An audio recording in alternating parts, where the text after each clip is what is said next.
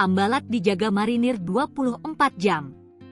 Malaysia tak lagi berani menyusup. Malaysia kini harus berpikir dua kali jika berniat menerobos blok Ambalat.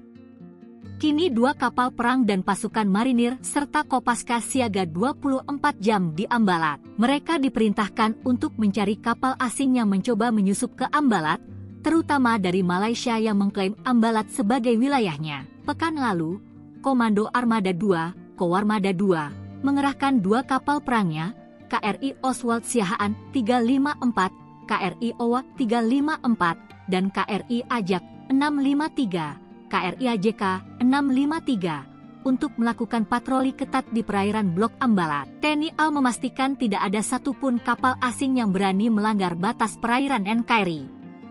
Setiap jengkal wilayah NKRI adalah harga mati yang tidak bisa ditawar. Dilansir Kompas.com, Panglima Koarmada II, Laksamana Muda TNI Ariantio Kondrowibowo, menegaskan bahwa kehadiran armada kapal perang ini bukan hanya untuk mengawasi, tetapi juga menunjukkan bahwa Indonesia tidak akan tinggal diam terhadap ancaman kedaulatan di perairannya. Kepala Dinas Penerangan, Kadispen, Koarmada II Letkol Laut, PE, Antonius Februar Primahadi, mengungkapkan kedua kapal perang yang tergabung dalam Satgas Pengamanan Perbatasan Laut dan Udara RI Malaysia 2025, berada di bawah kendali operasi BKO, Gugus Tempur Laut, Guspurla, Koarmada II. Selain KRI Oswald Siahaan 354 dan KRI Ajak 563, TNI AL juga melibatkan personel dari Komando Pasukan Katak, Kopaska, dan Marinir. Sejak 1979 Malaysia sudah mengincar Ambalat,